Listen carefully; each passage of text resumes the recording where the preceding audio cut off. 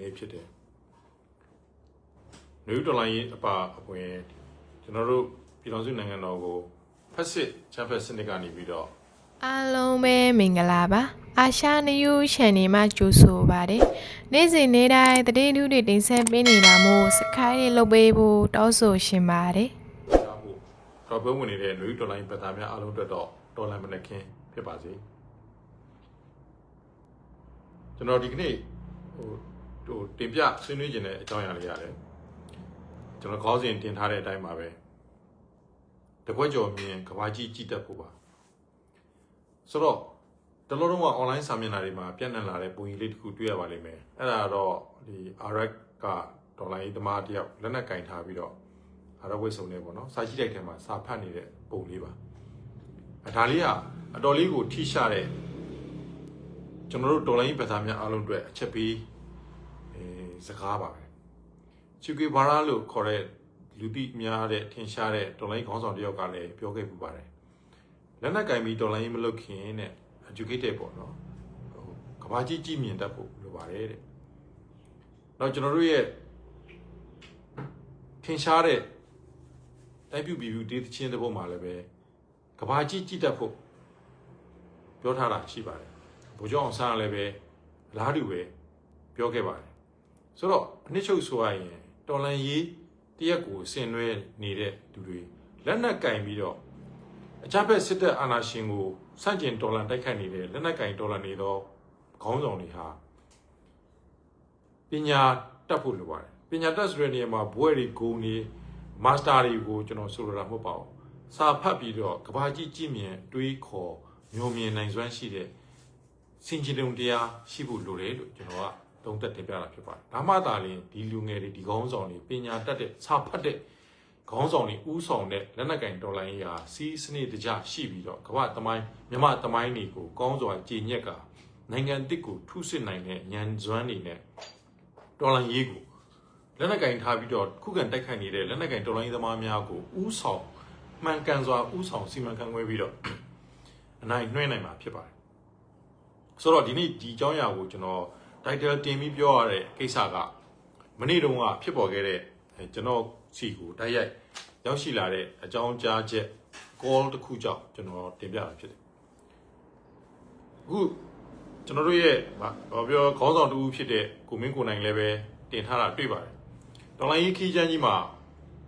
ပြင်းထန်တဲ့လှိုင်းတဘိုးတွေကြားထဲမှာသွားနေတဲ့လေကြီးတစ်စင်းသူ့မှာရွက်ပါတယ်ရွက်နဲ့တိုက်တယ်ဆိုတော့အခုຫນွေတော်လိုင်းကြီးမှာလည်းရှေ့ဆက်ရောက်ဖို့ရွက်ဟာထောက်ဖို့နဲ့တူပါတယ်တဲ့ထောက်ဖို့ဆိုတာထောက်ပံ့တဲ့ပြည်သူလူထုရဲ့ခွန်အားကရွက်ကိုတိုက်မှဒီလှေကြီးဟာလိုင်းချမ်းလေချမ်းထဲမှာလူရခီးကိုဆက်သွားနိုင်မှာပေါ့နော်အဲ့တော့ထောက်ဖို့ကဏ္ဍအရေးကြီးပါတယ်ထောက်ဖို့ဆိုတာထောက်ပံ့ပို့ဆောင်ပေးနေတဲ့ကဏ္ဍကိုဖြစ်ပါတယ်အဲ့တော့ຫນွေတော်လိုင်းကြီးကိုထောက်ပံ့ပို့ဆောင်ပေးနေတဲ့ကဏ္ဍတွေကိုအခုဆိုရင်စကမစေအုပ်စုဟာတိတိတာတာနော်တိတိချာချာစနစ်တကျစီမံရေးဆွဲထားတဲ့ပြင်ဆင်မှုတွေနဲ့ຫນွေတော်လိုင်းကြီးရဲ့ထောက်ဖို့ကဏ္ဍအသီးသီးကိုချိုးဖျက်ဖို့ဝေဝါးသွားဖို့ဒေါ်လာကြီးပတ်သားချင်းကြားထဲမှာကစင်ကလျားနဲ့တန်တရားပွားပြီးရံများစီဖို့အကွက်ချလှုပ်ဆောင်နေတဲ့အနေအထားရှိပါတယ်အဲ့တော့မနေ့တုန်းကကျွန်တော်ရှိကိုကောခေါ်လာပါတယ်ဒါကတော့ဂရင်းနီပြည်နယ်ထဲမှာရှိတဲ့မြေပြင်တစ်ခုကတိုင်ရင်တစ်ခုကထောက်ဖို့တောင်ခံတယောက်ကခေါ်လာပါတယ်ခေါ်ပြီးသူကဘာပို့ထားလဲဆိုတော့လူတယောက်ကထိုင်းနိုင်ငံမှာရှိတဲ့လူတယောက်ကပို့ထားတဲ့ voice message တွေကိုကျွန်တော်ကို forward လုပ်ပေးပါတယ်အဲ့ voice message ကဘာလဲဆိုတော့တဲ့အဲ့ဒီတော်လိုင်းရေးတိုက်ရင်ကိုထောက်ပံ့ပေးနေတဲ့အဲ့ထိုင်းနိုင်ငံလူကဘာပြောလဲဆိုတော့ကျွန်တော်ဟာတဲ့ညီမျိုးစင်ကပြောတယ်ပေါ့ညီမျိုးစင်နဲ့ဓာတ်ရိုက်ပြောတာတော့မဟုတ်ဘူးတဲ့ညီမျိုးစင်နဲ့ရင်းနှီးတိနေတဲ့လူတယောက်ကတဆင့်တိတယ်ပေါ့မင်းတို့တက်ဟာလှုပ်ရှားနေတဲ့တက်ဖြစ်လို့မလူနဲ့လို့ပြောတယ်တဲ့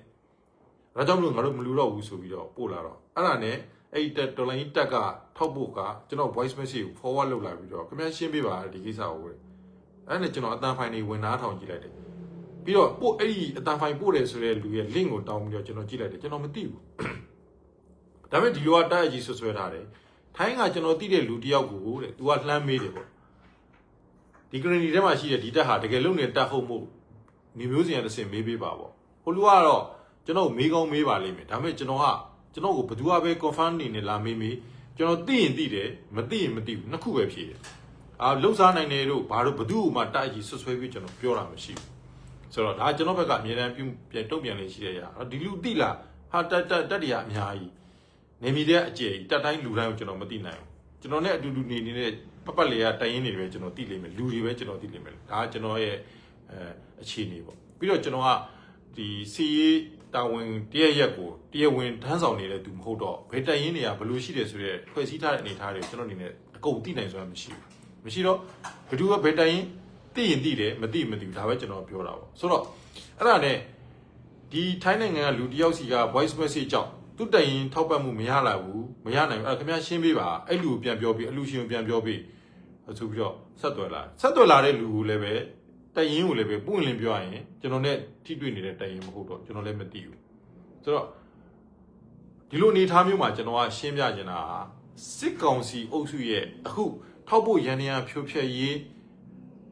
စစ်စင်ရေးအတွက်အခုလိုအခြေအနေတွေပေါ့ကော့ပြောက်ရတဲ့အနေအထားတွေပေါ့ဟာနေမျိုးစင်ကပြောလို့မင်းတို့တိုင်ရင်ကမဟုတ်ဘူးလိတ်စားနေတာလို့ပြောလို့ငါမလူတော့ဘူးဆိုတဲ့ပုံရိပ်မျိုးကိုတခြားသောနိုင်ငံနေရာအနှံ့ကလူတွေရှိကိုလုံနေနိုင်တယ်ကျွန်တော်နာမည်မဟုတ်တော့မှတချို့သောဒီပြည်သူလူထုကြားထဲမှာ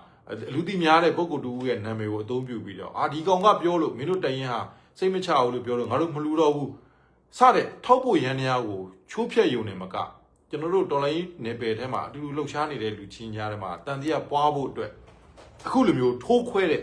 စိတ်တိုက်စစ်စီနီလန်းတွေကိုသုံးလာတာကိုတွေ့ရပါတယ်ဒါဒီရဲ့ဘက်မှာဒီတယောက်တည်းတင်ဟုတ်ချင်မှဟုတ်လိမ့်မယ်အဲ့ဒီလူကတခြားတက်တွေကိုရှောက်ပြောကောင်းပြောနေလိမ့်မယ်မင်းတို့တက်ဟာလှုပ်ရှားနေတဲ့တက်တကယ်တိုက်နေတက်မဟုတ်ဘူးလို့နေမျိုးစင်ကပြောတယ်ဒါကြောင့်မလို့ငါတို့မလူတော့တာငါတို့အဖွဲ့မလူတော့တာစသဖြင့်လိုက်ပြီးတော့ထိုးခွဲနေတာရှိပါလိမ့်မယ်တော့ကျွန်တော်အနေနဲ့ကတတိကြီးထားပြီးတော့မြေပြင်မှာအတူတူကရှိနေရတာဖြစ်တယ်။ဘာကြောင့်တတိကြီးထားရလဲဖက်စစ်ကောင်စီအုပ်စုဟာကျွန်တော်တို့လိုလူမျိုး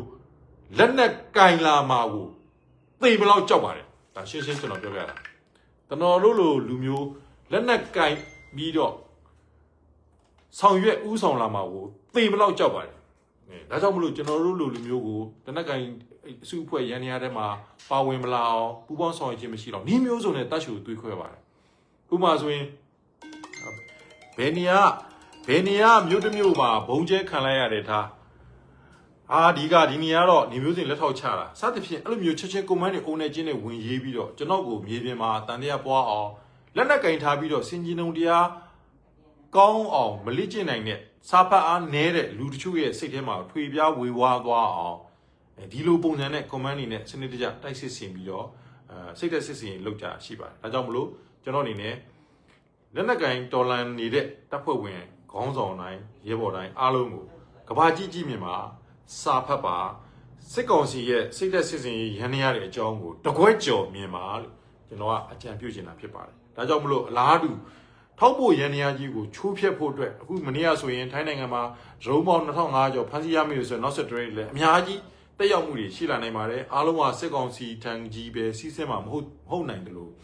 တော်လိုင်းရေးဘက်ကဝယ်ယူထားတဲ့ drone တွေလည်းပါကောင်းပါနိုင်ပါတယ်အဲ့တော့ကျွန်တော်တို့ဟာဘလို့အခက်ခဲနဲ့ကြုံဘလို့အဟန်သားပဲရှိဘလို့သွေးခွဲမှုမျိုးနဲ့ပဲကျွန်တော်တို့ဖြတ်တန်းရကျွန်တော်တို့အားလုံးဟာရင့်ကျက်သော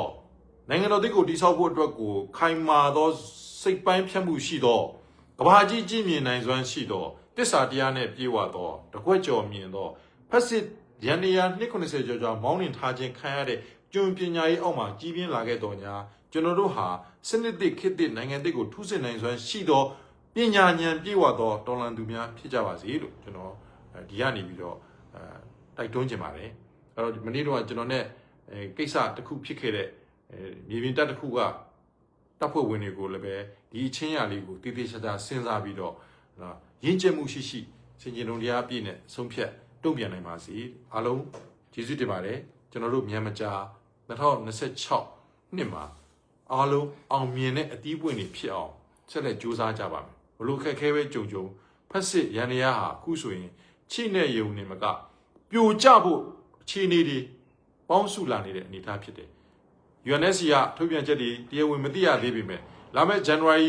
ဒုတိယပတ်မှာဆွဲချက်တင်လာမယ့်အခြေအနေတွေကိုကြိုတင်မသိရပေမဲ့တေးချတာတော့မင်းအောင်လှိုင်အုပ်စုရဲ့ရှေ့ဆက်သွားမဲ့ဖျို့ဖျဲဗယံမတာအယူချီပန်းစီမံချက်များဟာဘလုံနီးနဲ့မှတရုတ်ကနောက်ကကြားကန်ပေးမှုကြောင့်တစုံတရာရှေ့သွားကောင်းသွားနိုင်တယ်ဆိုပေမဲ့ဘလုံနီးနဲ့မှ အောင်မြင်မှုကိုရောက်ရှိနိုင်မှာမဟုတ်ဘူးလူထုထောက်ခံမှုတွေရရှိလာမှာမဟုတ်ဘူးအိန္ဒိယနိုင်ငံတွေရဲ့လေးစားကြည်ညိုမှုကိုရရှိလာမှာမဟုတ်ဘူးဆိုတာတော့ကျွန်တော်တို့ကျင်းတွေပြောလို့ရပါတယ်ဘာကြောင့်လဲကျွန်တော်တို့အားလုံးဟာဓမ္မဆိုတဲ့အမှန်နဲ့တရားဘက်မှာယက်တည်ပြီးတော့မြန်မာနိုင်ငံတစ်ခုလုံးနေမှာမကအိန္ဒိယနိုင်ငံတွေအတွက်ကိုပါမှုေးပြန့်တင်းကြိုင်တဲ့ဓမ္မရဲ့တင်းရင်နဲ့နေပြန့်လွင့်စေဖို့ကြိုးပမ်းနေတဲ့သူတော်ကောင်းတရားလက်ကင်ထားတဲ့တော်လိုင်းရေးသမားများဖြစ်လို့ပြည်သူပြည်သားများဖြစ်လို့ပါပဲအမှန်တရားဆိုတော့ဘယ်တော့မှကြာဆုံးသွားခြင်းမရှိပါဘူးဒါကြောင့်အမှန်နဲ့တရားကိုတစ္ဆာနဲ့ရှင်ပြီးရဲရင်စွာဆက်လက်ဆွဲကင်ကနောင်လာနောင်သားတွေအတွက်ကိုတာဝန်ကျေခဲ့တဲ့ senior citizen တွေအဖြစ်နိုင်ငံသားကောင်းတွေဖြစ်ကျွန်တော်တို့တူးချင်းစီကကြာရနေရကစွမ်းရတာဝန်ကိုတတ်နိုင်တာတဲ့ပို့ပြီးကြည်ပြွန်အောင်စုပေါင်းထမ်းဆောင်ရမယ့်အချိန်ဖြစ်ပြီလို့